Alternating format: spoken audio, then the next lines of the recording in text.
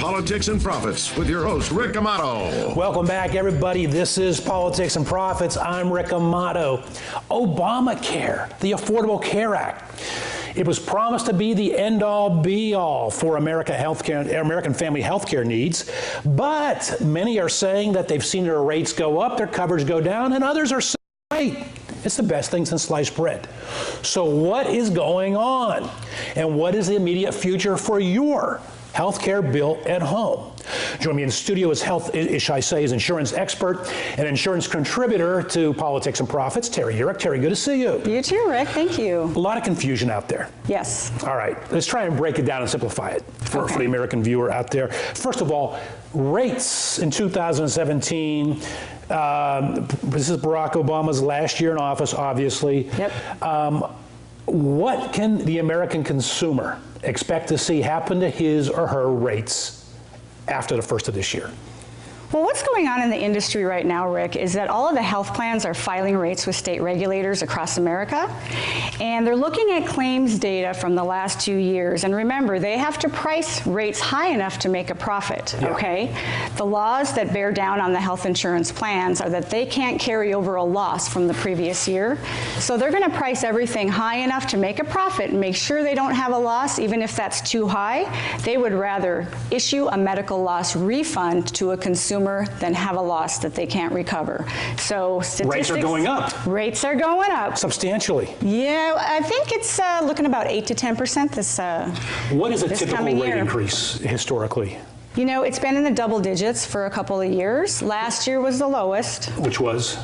They say a trend in the marketplace in California, about 5%, in other states were higher. Prior to the Affordable Care Act, can you give us an idea of what the typical rate increase percentage-wise? You know, the rate increases were a couple of digits. They were between 2 and 3%, but then the carriers had competition, okay? So the competition in the market said, well, we're gonna take maternity out so men can buy plans that are less costly.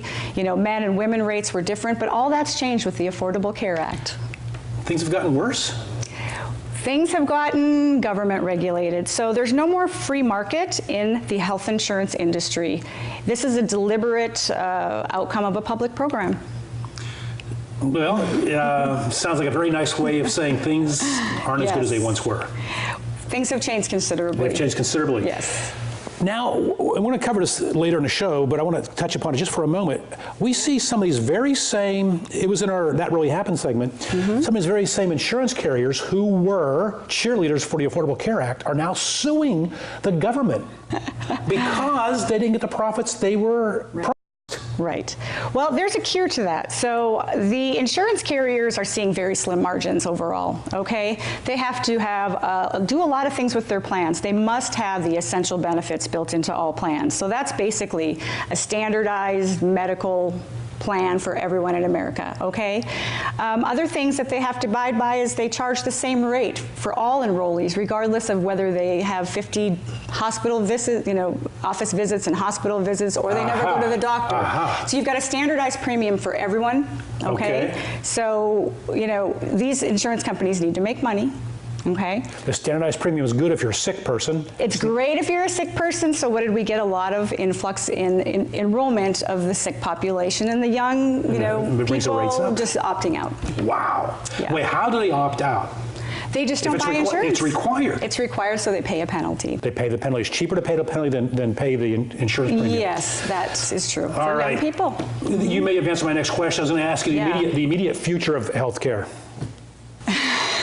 I wish I had a crystal ball, Rick. You know, the immediate future for healthcare, really, what's going on in the industry that's huge is carrier consolidation. Okay, remember the slim margins we just talked about? Okay, so, you know, insurance companies, they want to see basically economies of scale, right? Okay. Because that's the only way they can remain profitable. Absolutely. Okay. So last year we had Aetna come out and say that they're going to purchase Humana. We have Anthem Blue Cross who's going to purchase Cigna, and all that's going on now. HealthNet was already overtaken by Centene. So we've got the 5 big players that we had going down to 3 by the end of this year. It sounds to me like cable TV. And the consumer came out on the short end of the stick of that one. A little bit. You know, when you have less competition in the market, when you go from 5 big carriers across the USA down to 3, you know, what do we have there? Terry, I'm going to ask you a general question here. Answer the best you can, because everyone's situation is different. What should our viewers out there, what should they be doing planning-wise when it comes to purchasing insurance?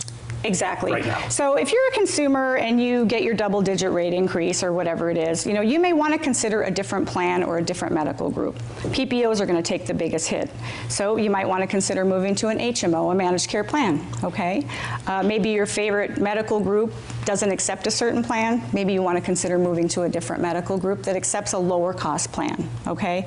So consumers are going to be driven by premium, enrollment's going to be driven by premium. Yeah, so there are more choices, maybe not your preferred choice, but that's the best recommendation, is to talk to an agent about that and see what your choices are. All right, good information. Final question. We're seeing some of these carriers opting out of the exchanges, the Affordable Care Act. How do they opt out? I mean, I thought it was the law that they have to be a part of this, but how do they opt out? They don't have to be a part of the exchange. So that's been another huge trend in the industry, Rick. So last year, Aetna has been a front runner in everything. They actually pulled out of a lot of states, okay? Now this year, the big announcement was from the largest carrier in the nation, United Healthcare. Yeah. They pulled out of California, and they're only going to remain in a handful of states, okay? To follow that, you know, there are more plans that are doing the same. Blue Cross Blue Shield just a few days ago announced coming out of Minnesota. Because it's not profitable enough. Because it's not financially sustainable, they say. So what does that mean to the exchanges? It means less choices for the consumer. Okay. There you go. All right. Yeah. Insurance contributor to Politics and Profits, Terri Yurek. You'll be joining us upcoming segment as part of our panel. Wonderful. Thanks for the information. All right. When we come back, I'll be joined by a political activist giving us an update on what's happening in California. Remember, as California goes, so goes America. You will not believe this story. This is Politics and Profits. I'm Rick Amato. Back after this. Politics and Profits with your host, Rick Amato. All right, welcome back, everybody. I'm Rick Amato. This is Politics and Profits. Now it's time for our panel. We hit various topics from around the world, if you will, around the current events news scene. Joining me in studio, as I did previously, is Democrat political activist and national coordinator for Citizens Activist Ray Lutz. Ray, thanks for staying with us. Thank you very much. And insurance contributor to the show, insurance expert Terri Yurek. Terri, good to see you. You too. First topic, we hit all the topics here on the panel. We go from social issues to political issues to economic issues. We're all over the map, if you will. Maybe we should call it all over the map. First topic, let's go with you, Ray. I love saying that some people believe there's a conspiracy on Trump to elect Hillary. Others believe there's a conspiracy with Hillary to elect Trump. No matter who's elected, Trump or Hillary, what would you most like to see from the next president of the United States? I hope that they start spending more money on the infrastructure. This is actually one of the Bernie Sanders talking points, but I hope they start actually repairing those bridges, building roads, and repairing the infrastructure. As you look around the world in these other new countries like Singapore and China, they're way ahead of us. Why aren't we employing our people here? Why aren't we putting them to work on these projects? What do you want everybody to be unemployed? We've got to start spending money on this infrastructure. And I knew you'd find a way to fit Bernie into that sentence. All right, Terri, what would you like to see most accomplished by this next president? You know, I'd really like to see the military become strong again, Rick. I think there's been a lot of cuts to the police force and the military over the past few years. And Terri going with a politically incorrect answer, which is fine here. Yes. Go ahead. If we're going to do government spending, I think we have to keep our military strong. With ISIS and a lot of world threats right now. I'm really they're the JV basketball team, in case you're not aware of this ISIS. You know, before we move on, I just want to say, you mentioned building bridges. That's what I want to see next from this president, but not the bridges you're referring to. I want to see less polarization by our next leader. America has never been more polarized than it is right now. That's, in my opinion, a fault of How's that going to happen with somebody like Trump? I mean, we don't have somebody that's going to be non-polarizing there. It's well, fair enough, because he has used a lot of polarizing language. Here's my belief. I may be wrong, right? I got my crystal ball here. Trump has lived a life of not being a polarizing individual. You look at his business career, there have been people of color who have come out and said they're great friends of his who now oppose him. I believe Trump is doing what he's doing because that's what's getting them votes. I think if he gets elected, you see a different person. I happen to have met Trump in person. He is one of the most charismatic individuals I've ever met in my life. Muhammad Ali and Donald Trump are the two most charismatic individuals. That doesn't mean you're a good leader, but I expect him to not use such polarizing language. Could be wrong. Citizens oversight. Right. I think this next question lends itself right to that. No matter who gets elected in November, Trump or Hillary, is focused on the Republican Party for a moment. We see dissatisfaction in both parties. Bernie Sanders supporting, Trump supporting.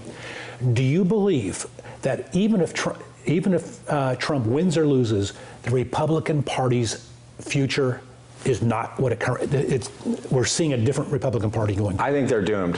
The Republican Party is blowing apart at the seams right now. They can't agree on anything. They have somebody in there that they don't even want to win. They have people that say, I'll vote for him, but I don't like him. I mean, it is coming apart. But aren't they saying that on the left? You had said in a previous segment, I don't like Hillary, but I'll vote for her. Not so much. I don't think the left just a little bit less. I don't think the left is quite in as much of a full catastrophe like Crisis this. mode.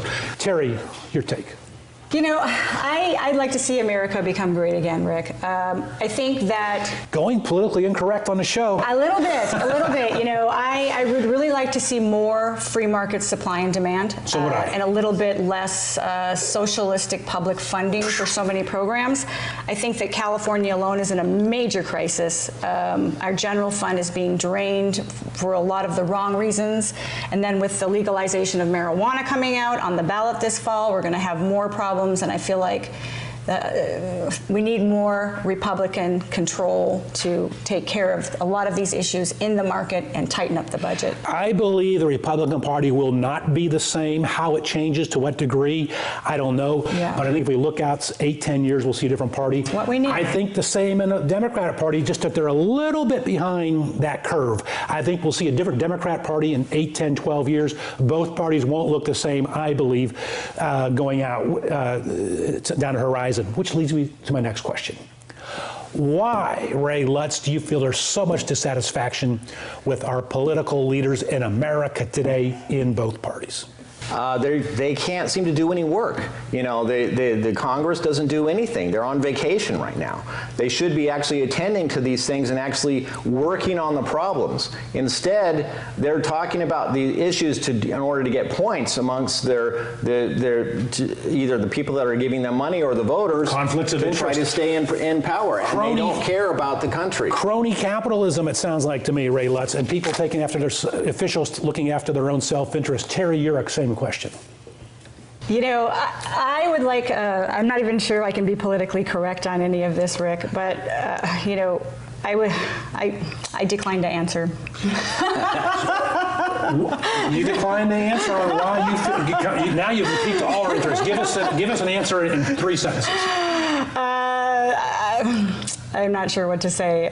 Just total dissatisfaction with the leadership is what I'm getting from you. Total dissatisfaction with the leadership. I think too much government involvement, and that's all I need to say. Isn't it interesting, we're about out of time, but isn't it interesting, we see the Brexit vote, and that's what the Brits were saying, is that there's too much government intervention in what is Europe, but socialism to a great degree. So it's interesting.